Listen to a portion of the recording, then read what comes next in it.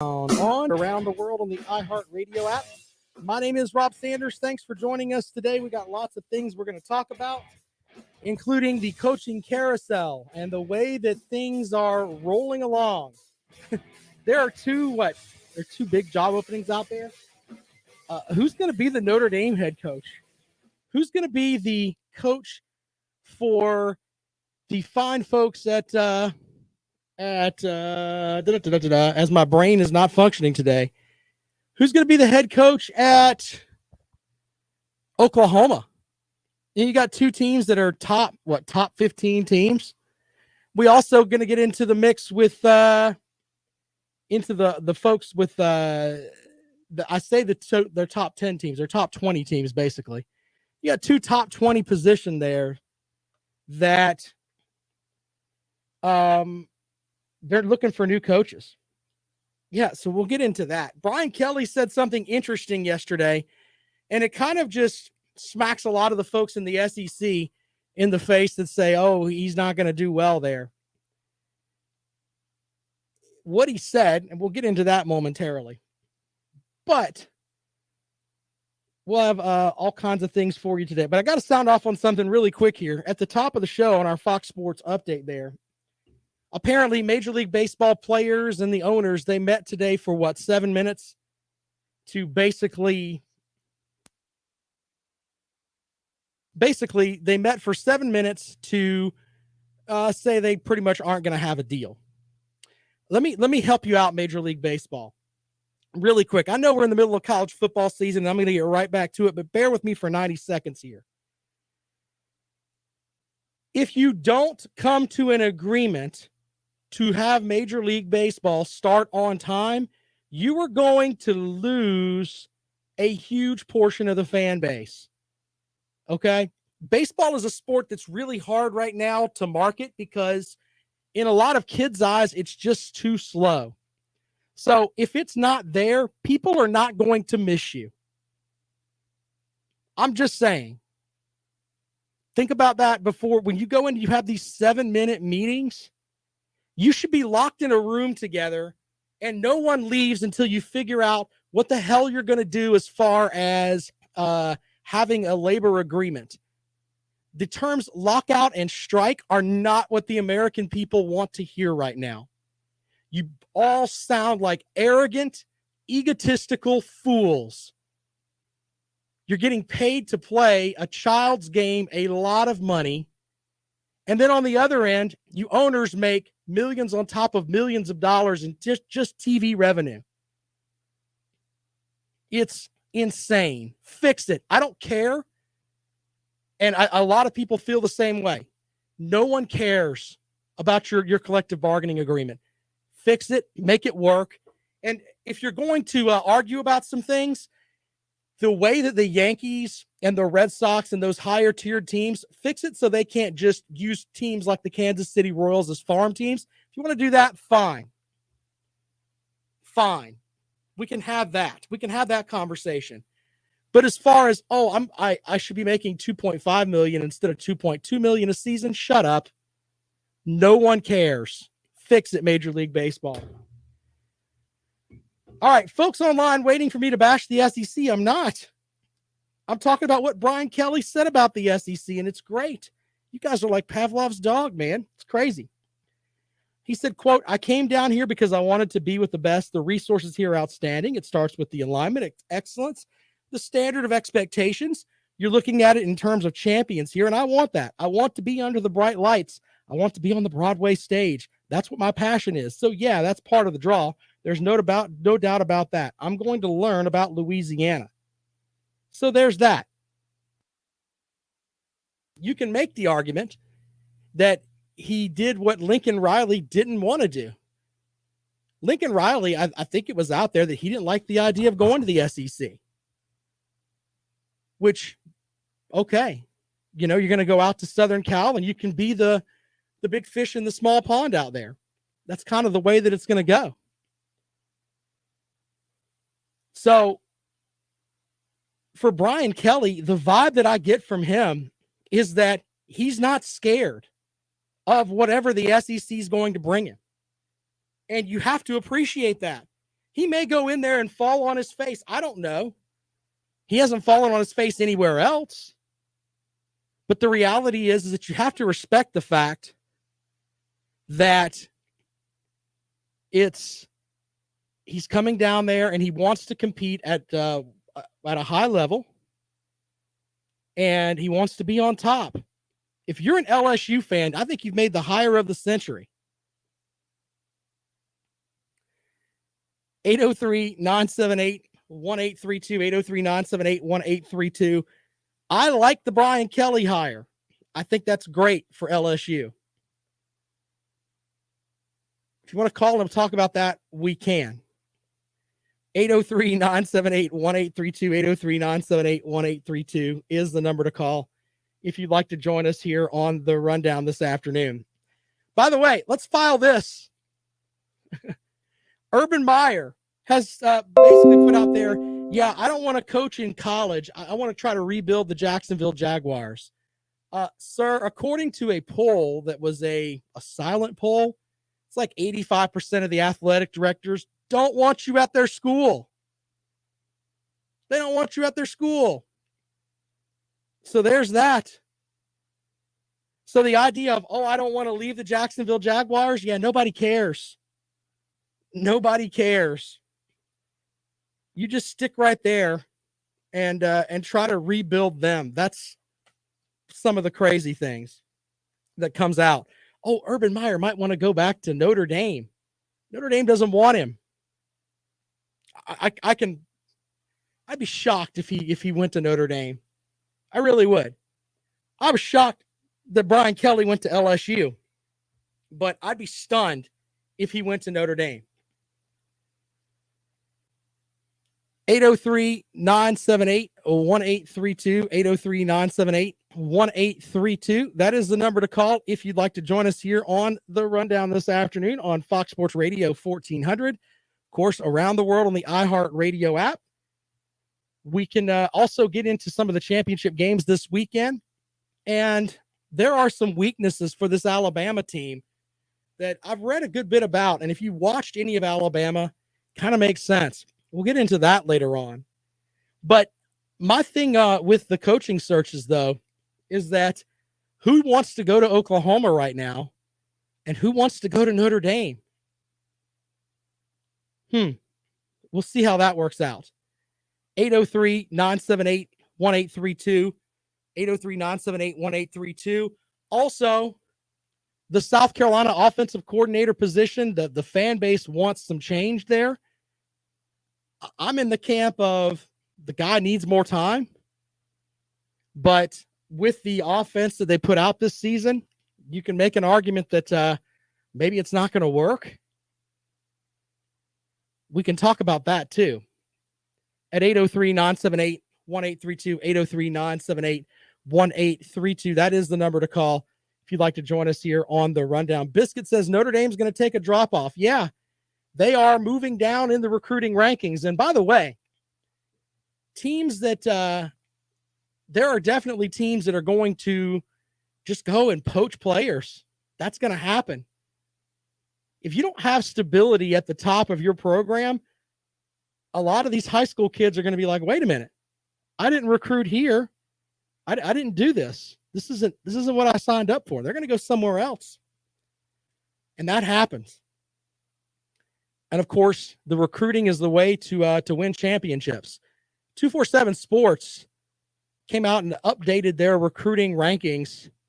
And it's like they reevaluate players. Clemson ended up with their top recruit, Cade Klubnik, I believe is how you pronounce his last name, is the number one quarterback, 16th player overall. That moves Clemson's class into the top 10, which I was kind of stunned by because I thought they were going to finish in the 11 to 15 range because there were a lot of players that decided, hey, we want to go somewhere else. But if you look at the Clemson recruiting class, as far as the average stars, they've signed 14 players. The teams that are above them have signed a lot more players. If you go by just the average star level, Clemson's in the top 5. So it's just one of those little things to look at. 803-978-1832. We're what, 2 weeks away from National Signing Day? And coaches like Brian Kelly can hit the ground running and possibly save some of these recruits that were going, that may have decided, you know what, Orgeron's out, I'm leaving. Yeah, you can definitely think that he's going to be working on that. Now, it goes against these other folks. Oklahoma and Notre Dame. Biscuit just said it. Notre Dame may take a downturn. Some of these recruits are going to go somewhere else. Yeah, that's going to happen. It's going to be fascinating over the next couple of weeks. And by the way, these teams need to make moves on these coaches like now. I mean, every opportunity that you have that you can get them on the recruiting trail is absurdly important. Absurdly important. Jay says the ACC selling point in recruiting, we suck, you can start now. Okay. Biscuit says Georgia's likely taking on the Oklahoma running back. You know, there's also big guys in the transfer portal. Spencer Rattler was a preseason Heisman candidate. Went from Heisman candidate to he doesn't have a school right now. Wonder where he's going to go.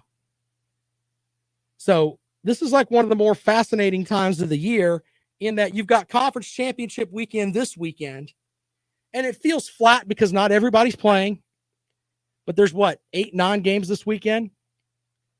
And after that, you've got the Army-Navy game the following week before we get into bowl selection.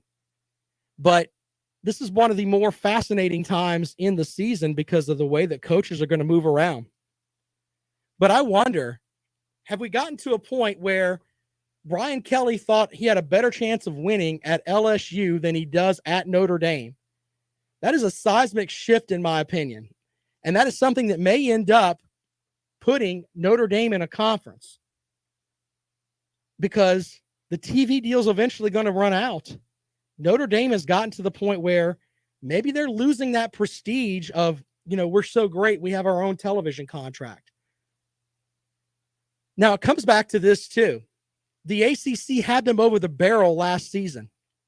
They could have point blank told them, join our conference or you don't have a schedule. They would have had a hard time putting together a schedule. They didn't do it. They let them play a temporary year, and then Notre Dame basically said, you're out.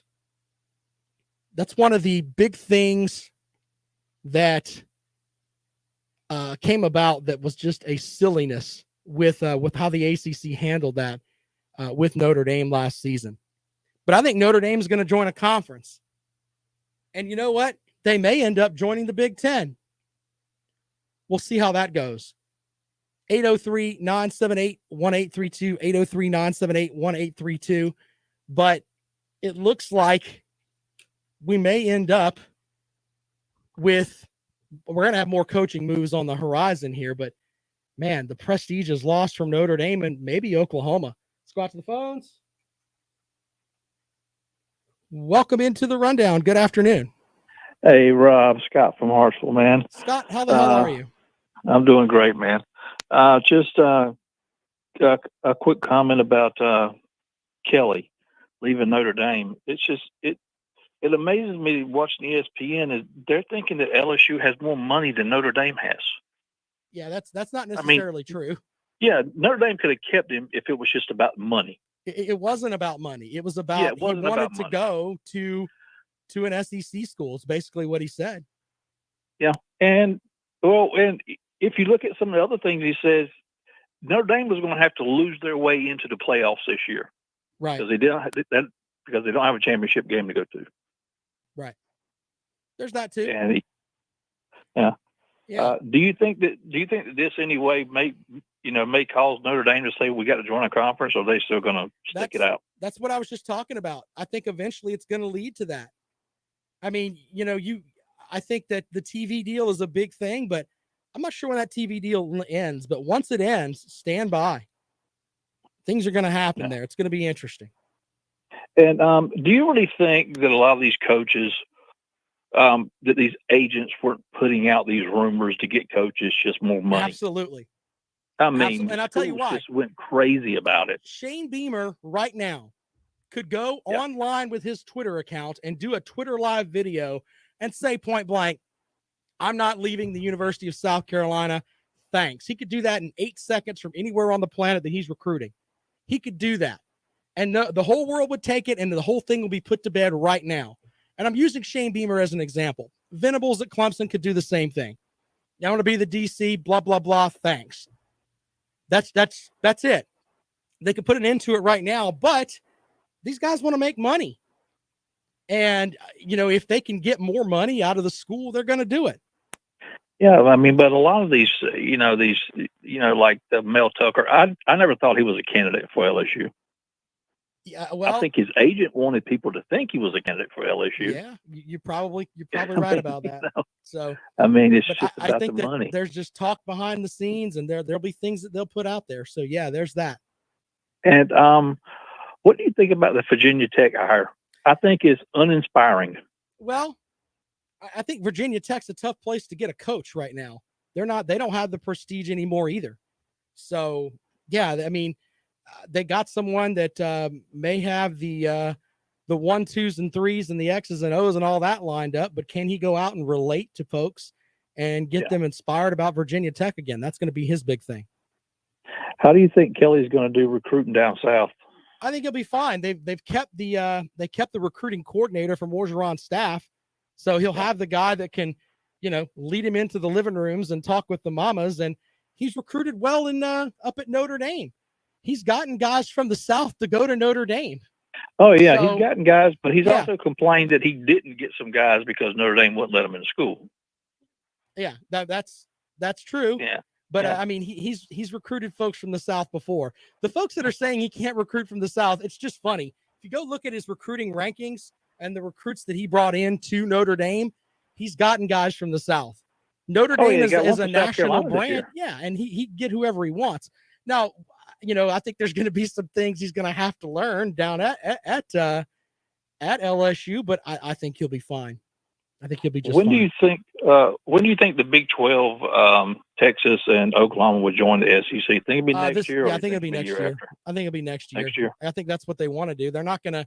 I don't think they're going to just sit there and like a lame duck year. They're going to figure it out. So. Yeah. All right, man. Appreciate it. Thanks, man. Let's get our next caller. Welcome into the rundown. Good afternoon. Hey, Rob, it's Ray. How you doing this afternoon? Ray, what's going on, man? Hey, man. Well, you're asking that question about the OC at South Carolina. Right. And I'll tell you, that is a darn tough decision if you ask me.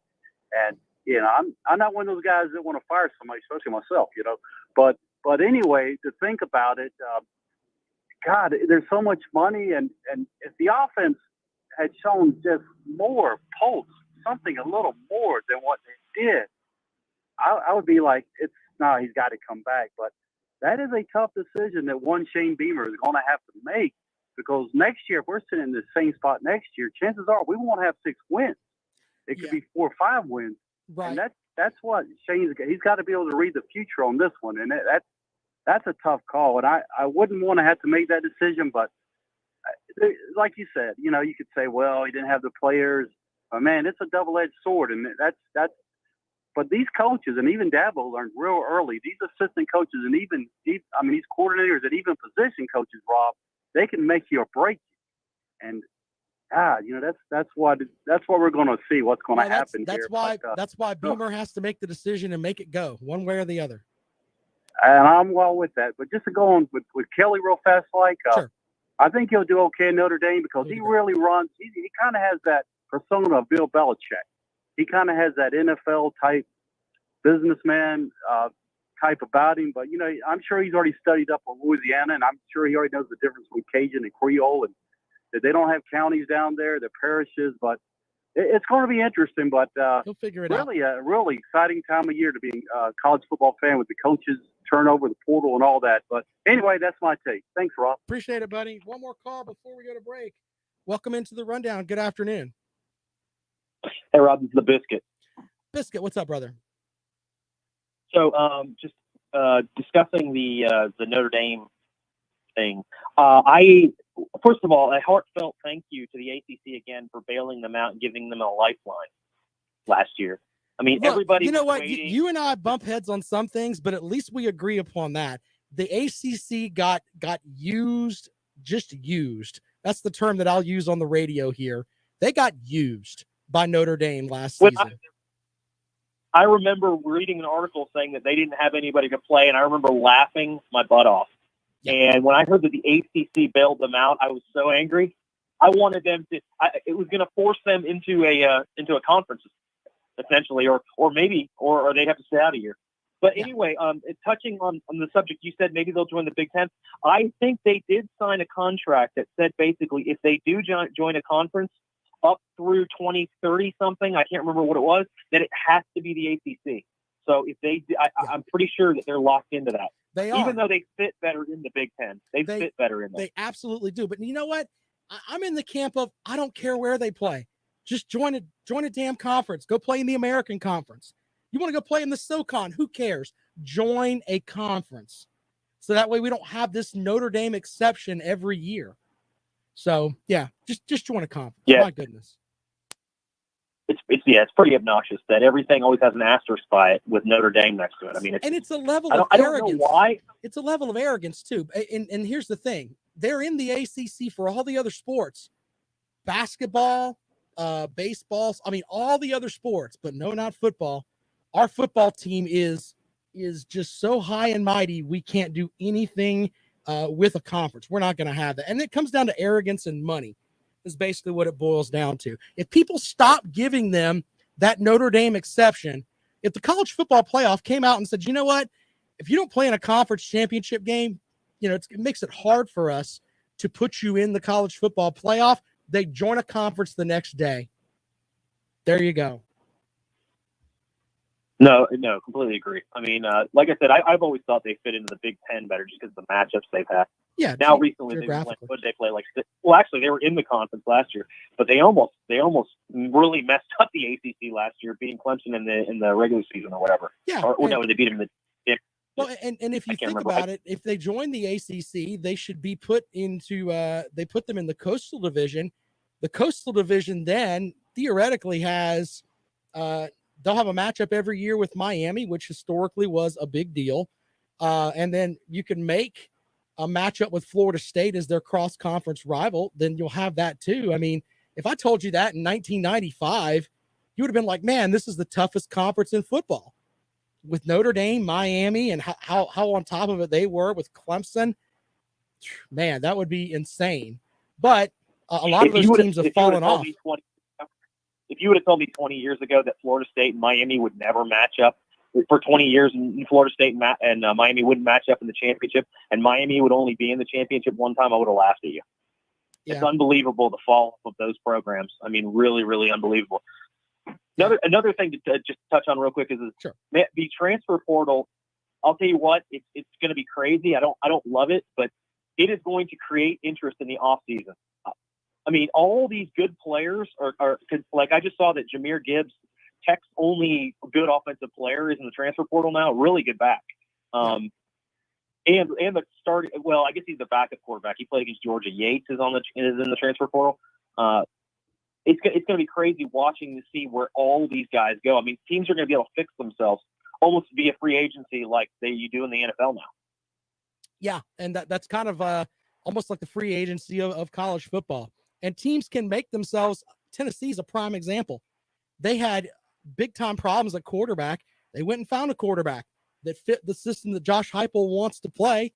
He came in there, and Hooker had a great season and led Tennessee to a point where they're going to a bowl game where I didn't think that was going to happen. So there's that. Yeah, and if Tennessee had discovered Hooker 30 minutes earlier, Tennessee would have beaten your eventual conference champion. Yeah, and Pitt. Yeah, you're probably right about that. If he would have played that full game, look, I mean, we try to deal in facts here on the show. If Hooker would have played that game, they might have beat Pitt. They might have done it. Oh, I mean, I've never seen so many receivers open that a quarterback missed in the first half of that game. It was unbelievable. Milton was overthrowing them like insanely in that game. It was crazy. So yeah, you're right. Here's another, just one real quick, one more thing, prediction. Oklahoma and Texas, it's been up in the air as to when they're joining the SEC. Considering the state of their programs, I'm gonna bet that they sort of go, oh, we're not ready yet. Maybe we should wait until 2025. It's just, publicly not going forward and telling them what the real reason is. But I bet they're going to back off the hurry up and get in the SEC thing. Look, I think that what's going to happen is that they may want to do that, but I think the SEC, since they put in there that they want to be there, the SEC has accepted them. The SEC is going to tell them, shut up, you're going to do what we tell you to do. This is not the Big 12 where Texas can run around and say, penalize people for the horns down thing. No, that's not how it works. Okay? You go over there, you have the same vote that Vanderbilt does. Have a nice day. That's what's going to happen. I think they'll be in the conference next season, but they may try to get out of it, but they're going to be in the conference next season. So we'll see how that works out. Are they absolutely going to be there next season? I think that's what eventually is going to happen. I don't think they're going to have another lame duck year where it's like, hey, stay in the Big 12. I don't think that's going to happen. But the original agreement, though, I believe was 2025. That's on paper. Right. That's on paper, but they can pay their way out of it. And, money doesn't mean anything to the SEC. You know that. They get big-time TV money from everywhere. Right. So. My take, based on their current situation, with Oklahoma not having a coach and Texas falling completely flat on their face, they don't want to come into the conference and get buried. Right. Because then you're recruiting against all of these teams, and everybody's going to point at, even if it's fair or unfair, just because they happen to be in a bad part of the cycle, and they're going to go, well, look at Oklahoma and Texas. They can't make it in the SEC, and it might take them longer. If they walk in and stumble, it might take them a while to get back up. You're exactly right. I don't know how that's going to work out. I think that's something behind the scenes, but we'll see. We'll see how that works. But yeah, I think if they wanted to go, they should go next season. You wanted to basically leave the Big 12, then that's on you. Go on and get what you want there, my friend. So yeah, I hope, hopefully that'll happen. Just because I like comedy. Put them in the West. That's what you should do. Put them in the West. Put those two teams in the West. They break into 4 pods. Well, the 4 pod, that's something else too. But I, in my opinion, I like to see, especially Texas, because of the arrogancy of those fans. The whole thing with put them in the West and make them play Alabama, LSU, Mississippi State, all that whole set over there. You can move Arkansas to the East and move. I don't know how you do it. Just make sure they play a full West schedule. And then make them play Georgia their first season, too. If they go with 2 divisions again, then Alabama and Auburn are moving to the East. Now, either way, I want them playing Alabama. I want them playing Georgia and LSU. I want them to get the full SEC feel so they can know they're not playing Texas Tech and Kansas, all that mess. Rob, you almost sound like an SEC fan all the time. No, I just don't like Texas, and I don't like Oklahoma, and I don't like the way that they turn the college football world up on its ear simply because they didn't like the way that things were going as far as TV contracts and everything else. And look, I've said on the show, I think the SEC West is the toughest division in college football. I'm not really buying the SEC East, and we can disagree upon that, but the way that Oklahoma and Texas handled this is just, I have nothing for them. I hope they get hammered, and I hope they get just popped. I hope Vanderbilt beats them. That's how much I despise this move. The SEC West should get a lot of credit. The SEC East gets flamed because of the middle bottom of their conference. But if you actually look at it and compare it to other conferences where the SEC East usually has 2 ranked teams, 2 pretty highly ranked teams. This year is a little different. Mm-hmm. They have number 1 and 23 right now. Yeah. But that's better than a lot of other places. And that's better than the ACC. We can have that debate in the off season, sir. once we wrap up the bowl season and everything else, but that's not for today. But you make a valid point. I'll leave you with that. How's that sound? Yeah, all right. We'll talk about that another time. I'm taking up too much of your time here. Fair enough, man. I got to go to a break, but thank you, Biscuit. You're always welcome. Yeah, talk to you later. All right, there you go. Biscuit joining the program. We got to take a quick break, and we'll be back in a moment here on the rundown. Of course, you can follow me on Twitter. I'm at Rob Sounds Good. I'm in a sparring session with former Gamecock wide receiver Tim Frisbee about the Atlanta Braves need to get off their ass and pay Freddie Freeman. He wants $30 million a year for 6 years. That's not exactly for Freddie Freeman, it's not exactly crazy. And of course, he's needling me saying the New York Yankees are going to take him. Stop it. Stop it. No one wants to hear that. Pay the man his money. Get it done. All right, more of the rundown. We come back. This is Fox Sports Radio 1400.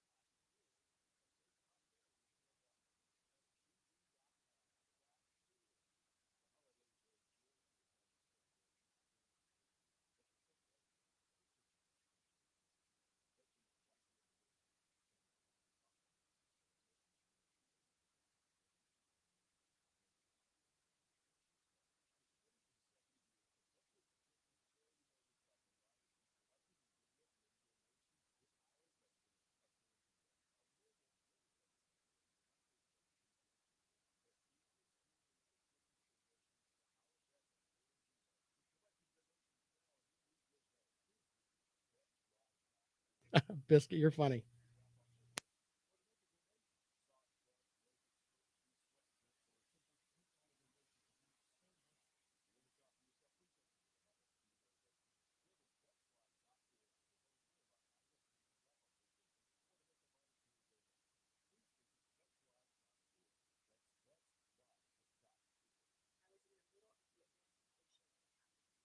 I don't know. I've read some stuff on him. I think he was highly rated, the Hazelwood kid.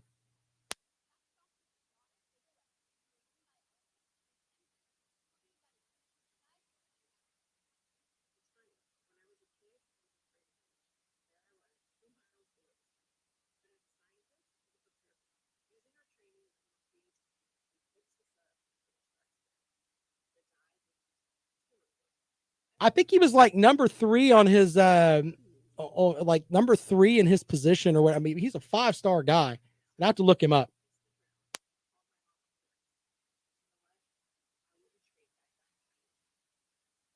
J-Rock, you're making a valid point, man. And I wasn't trying to be rude to you the other day on Twitter. I think that with what Will Muschamp left him, it's kind of hard to, hold him accountable until they can actually get some of their own players.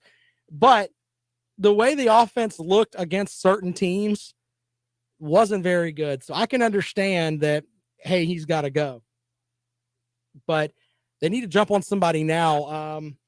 Someone sent me something last night that the North Carolina offensive coordinator may be in the mix. I don't know. We'll see. The North Carolina offensive coordinator, they're solid up there. So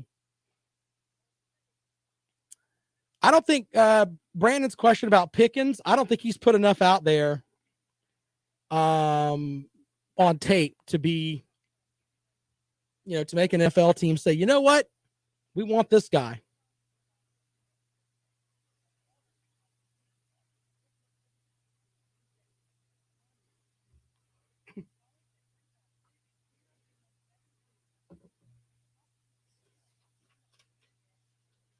Yeah, I got, I think, 3 different messages from folks last night that said that there's stuff with that. I don't know if that'll be the guy or not, but I can definitely see making some changes. But man, that offensive line needs work, and they don't really have a wide receiver that's actually something that you can say, hey, this is our guy. Van did a pretty good job, but no Shi Smith, they don't really have. And the only way they can fix that is recruiting.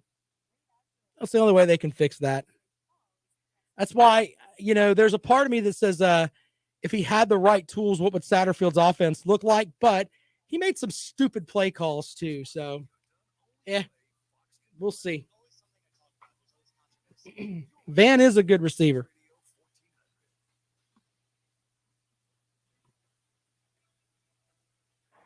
Welcome back to the Rundown on Fox Sports Radio 1400. Out to the phones we go. Welcome into the show.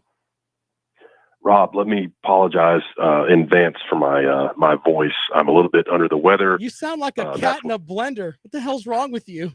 Did you go outside and play in the snow? What happened to you? Well, I'm in Gainesville, Florida, so there's no snow here, but we're still out. That's not what I've heard. I've heard there's some snow there, like on Tony Montana's desk. Heard there's plenty of that there. What are you talking about? Yeah, you may want to check the Urban Meyer 2018 for that kind of snow. Sure. But, no, there are some people who get to stay indoors and beg for donations to make a living. I have to work outside 60 hours a week, so that's why my voice is like it is. Listen, obviously I'm a huge Georgia fan, and I was looking at some pop situations in the 1980s, and I wanted just Georgia fans, I want you to pump the brakes on this whole we're going to dominate Alabama thing. Rob, if you got any, I don't know, maybe some Blondie over there or something. I found some Blondie here for you. And that, of course, this was the #1 song when Georgia won their last national title. And you know what? Gotcha. I said this the other day. You Georgia fans have suffered long enough. You played a great season. You got a great team. And maybe it's time for that streak to end. This is probably your best chance. Would you agree? Rob, I don't think so. Here we go. There's a reason that we haven't won since 1980.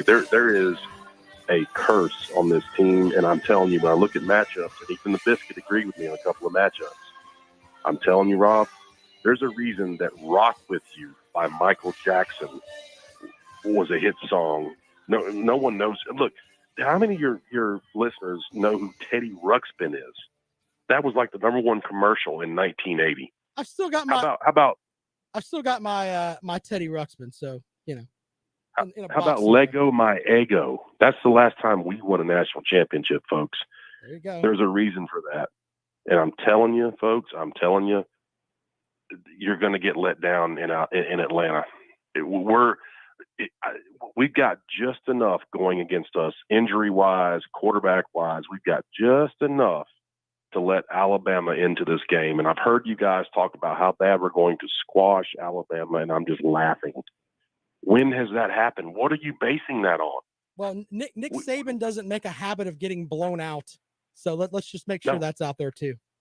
And what's the famous betting line? You don't get rich betting against Alabama. Saban, yeah. Alabama. Exactly. Or Nick Saban.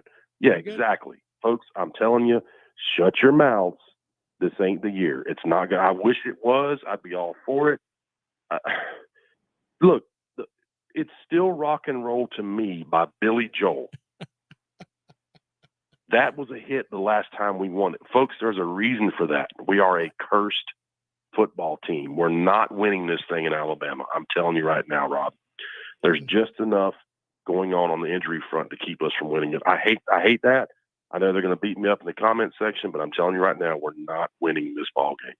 We'll see how it goes. Alabama's a 6.5-point underdog. Appreciate you calling the show, man. 43-18, Rob. Have a great day. Let's get back out to the phones. Welcome into the Rundown. Good afternoon. Big Barney Ross here. Talk about Brian Kelly moving to LSU. How about that? Is that the new Rex Ryan? We're going to be looking at feet picks. I mean, the guy's going to come in. He's going to build a program there, and it's going to be solid. I mean, you can expect a solid performance there. And is he going to run in and yell, hey, everybody gets their blanking snack, and then we're going to blanking get out of here? Is that going to happen? That's right. I mean, who knows? And Georgia fans need to calm down. May I quote Nick Saban for Georgia? Sure. Bigger linemen beat up smaller linemen. That's why Georgia's going to win. That's why they're a 6-point under. I mean, Georgia fans, I understand. As a Kentucky fan, when it seems too good to be true, this year for y'all, it's not. Your guy Stetson Bennett is going to perform. You're going to win this thing. And if you don't win the national championship, I'm on board with you. Kirby Smart is not a top 10 coach. They ought to win. So they got all of it, man. Big Barney Ross, my prediction, Georgia wins by 24. And Big Barney Ross, I'm out of here. Okay, he picks them by 24. Fair enough. Back out to the phones. Welcome into the rundown. Good afternoon. Good afternoon. Hello, how are you, sir? Just like I thought, the Georgia Bulldog fans ain't got confidence in their own team. You're saying Georgia hasn't played anybody all season? Is that what you're saying? They're not sure they're going to win the ball game. No confidence in your team. Like I thought, that's how Georgia Bulldog fans are. They're scared. Well, you don't play for a championship. You don't know how to win a championship. That's a valid point. Georgia hasn't had they've had very few opportunities to get there. Maybe can they? They don't know how to win under the lights. They're not used to it. Period. Okay. And I'm out. Thank you, sir. Appreciate it. Good luck with basketball season. 803-978-1832. 803-978. You know, I admire Hollywood for continuing to call the program, even though his football program this season was hot dog water mixed with, I don't know, raw sewage. It's pretty much what his program was, and he still calls the program. He's still poking at Georgia, even though Georgia blew them the hell out. Still calling the program. I can appreciate that. I really, really can. There's some good fans like that. My buddy in the upstate Carolina Jackpot, you can find him on YouTube. He's outstanding with that too. South Carolina can lose 30-0 to Clemson. First thing that comes out of his mouth, it was nothing Clemson did. It was everything that South Carolina did. I admire that in a fan. Hollywood is kind of the same way. Just saying. He's going to support his team regardless. And nice to needle the Georgia fans there who are so close. So close. He's still got to pop them, though. Thanks for being a part of the program there, Mr. Hollywood. More of the rundown when we come back. This is Fox Sports Radio 1400.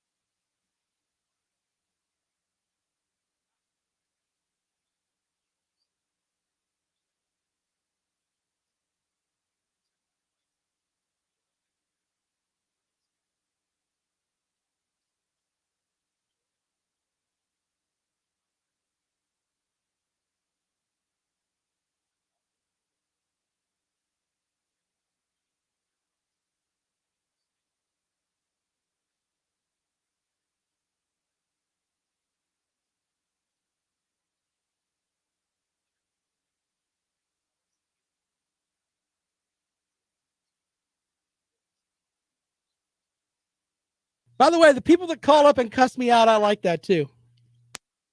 Call and cuss me out. Just don't take it on the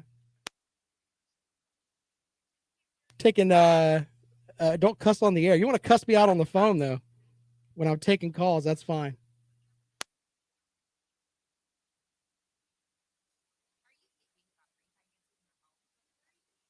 J-Rock, with the offensive coordinator, I mean, it's a half and half thing for me, man. You got to look at it from this perspective too. Beamer just had to have somebody because Bobo kind of left everybody in the mix there with leaving. So he just went and got somebody. So there's that too. We'll have to see how that works out. But if you could get the North Carolina offensive coordinator, that would be outstanding. We know that he has a track record of putting some good stuff together, but he's going to need some time too because, they've got to get better on the offensive line. But, they had every offensive line starter returning from last year but one. They should have been better.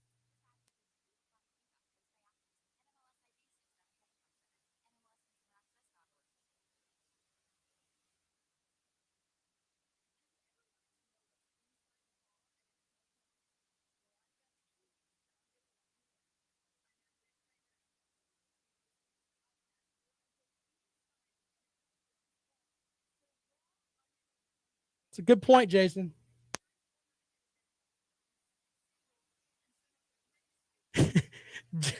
Jay with the whippets comment. I'll highlight that, Jay. No, where's the Jay? There you go. The whippets comment. That's great.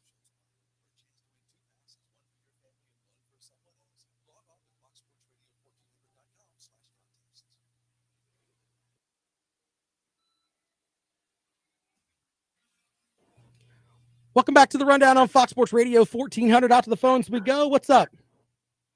Rob, it's Alan V. Good afternoon, sir. Good afternoon, sir. What can I do for you? I just want to point out to everybody that's listening to all conferences and whatnot that I just want to make sure everybody's on the same page. The SEC championship game is often considered greater than the national championship game. Did you know that, Rob? I've heard that and I've read that, sir. You're correct. After UGA beats Bama by double digits, whoever they play for the playoffs will be very anticlimactic. You understand?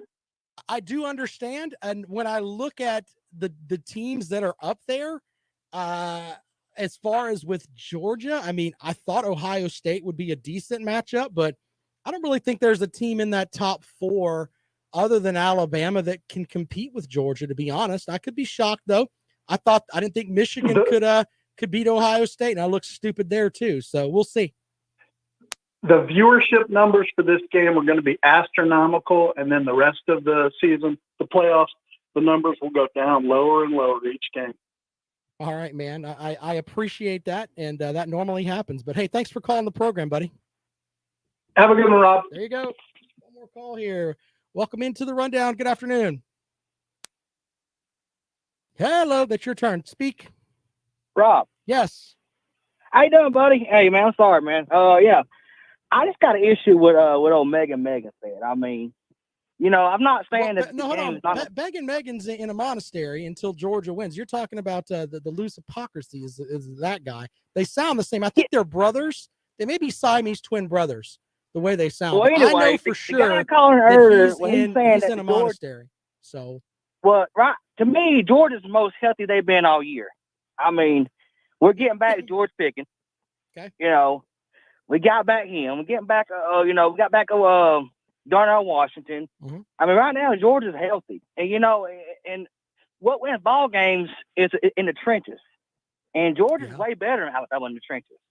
I mean, their O-line is better. Their defensive line is better. I mean, look at Alabama. Right now, they're struggling with injuries. Right. I mean, Brian Robinson is questionable. I mean, that's a big deal, you know. And, you know, I'm not saying the game's not going to be competitive because I believe it so. I mean, Bama and Georgia is always going to be a competitive game. But I just getting in, you know, this year, I just feel like it's Georgia's year, man. We got everything going for us. I mean, I just think this is Kirby Smart's year. He's going to prove everybody wrong. I'm tired of hearing about the curse. Everybody said Atlanta Braves had a curse on them. Look what happened this year. They beat the Dodgers. There you go. They proved people wrong. I mean, to me, that's just nonsense. But, you know, I just wanted to call. I just kind of got on my skin, you know, a little bit and hearing that. Because, like I said, football games are won in the trenches. Yeah. I think we all know that. You know, do you agree? Yeah. I mean, offensive line, defensive line. I mean, who's better there? Georgia's better there. I mean, I would say Alabama better, you know, they got better skill positions for wide receivers. I believe that. I think Meacham and I think they have a better quarterback than Georgia does. We have to go with that I too. agree. Right? Yeah, I agree with you there. But at the same time, Georgia's only got to score 24 points in this game, 21 at the most. Yeah, to win this game. So do you agree? I mean, well, Alabama hasn't been playing very good on the offensive side of the ball. They replaced their right tackle in the middle of the game against Auburn. And moved Owen center tackle because he couldn't get the job done. Look, so, I think that Alabama has 5-star talent across the board. So if Nick Saban can figure out a way to get that 5-star talent to, he's going to have his best set out there. And it's not going to be easy for Georgia. I don't think they're going to win. I don't think they're going to win by 24, 25 points, but I think Georgia's the better team. I really do. And go ahead. I'm sorry. And to me, people say the pressure's on Georgia. Not really. The pressure's on Alabama. Georgia ain't got to win this game. Alabama does. Well, You know, I think that if Alabama can win by 10 points, it might knock Georgia out of the playoffs, depending on how things go. But you really think so? I don't know about that, bro. Are you gonna have Alabama would make it then? You're gonna have, if Michigan wins, that's a one-loss team there. If Oklahoma State wins, a one-loss conference champion, and then Cincinnati goes undefeated, are they gonna pull Cincinnati out of it? I don't think that's gonna happen. I just don't. Schedule-wise, Georgia played a whole lot tougher schedule than Cincinnati has. Yeah, and look, I agree with you. I'm just saying I think that's how the college football playoff committee would do it. I think that I think Georgia should be in regardless, but I'm not on the committee. If I were on the committee, I wouldn't have Cincinnati in the top 4. But screw that. I don't put anything in the committee's hands. I want Georgia to win this game. Yeah, well, I mean, if you're a Georgia fan, you want that. You want to be able to hang that SEC championship banner in addition to hanging the national title banner. If you can do that, they went out of the playoffs. Look, you think that Alabama wouldn't? They were going to hang that and be like, "Oh, great, you won the national title. You couldn't even win your conference." That would be the first thing out of the Alabama fans' mouths. We were the best in the conference. That's what they're going to say, even though they've won it without winning the conference too. So there you go. And it's hard to beat any team twice in one season. It's hard to beat anybody twice. So, but yeah, I just wanted to say that, Rob. I won't take any more of your time up, but I got understand from Megan's tab about Georgia, how injuries and all that. Georgia's are the most healthy we are right now in the season. I appreciate it, I appreciate you, brother. Thanks, man. Have a good job, man. Thanks a lot. Go Bye-bye. Dogs. All right. There's that. I know that that's not a popular opinion, but I think that if you have a one-loss Big 12 team, a one-loss Alabama team that wins the conference title, and Michigan wins the Big 10, and Cincinnati's undefeated, they may look at Georgia and be like, may leave them at 5. I know that's going to make a lot of people mad, but that may be what they end up doing. For the record, I think that would not be what would be the best for college football, but I think that's what they're going to do. All right, tomorrow on the program, I've actually watched some Alabama tape. Imagine that. I was up late last night watching Alabama tape, and I found some stuff that you could look at for Alabama, and they're not quite where they used to be. We'll talk about that with my notes tomorrow because we didn't get to it today. Maybe there'll be a head coach hired for the openings. What do you got? Oklahoma, Notre Dame, Duke's looking for a coach. I said that. It's funny. Anyway, yeah, we'll be following that. The situation with South Carolina and their offensive coordinator, there's going to be coordinators moving around too. So we'll see how that works out as well. Right here on the rundown. Don't forget my buddy Lawton Swan from Clemson Sports Talk. He is next right here on Fox Sports Radio 1400. Of course, you can follow him at Clemson Sports, and he's got all the Clemson stuff you could possibly need. It's right there for you with Clemson Sports Talk. Stop looking at me, Swan. Yes, we all love the Swan. By the way, he is a vegan. He doesn't like meat. Make sure you tweet that at him. Tell him he needs to eat a steak. I'm picking. I'm on Twitter at Rob Sounds Good. Blog page is up at foxsportsradio1400.com. You can get all of your college football information there. We've got plenty of stuff that we post that you can go and check out.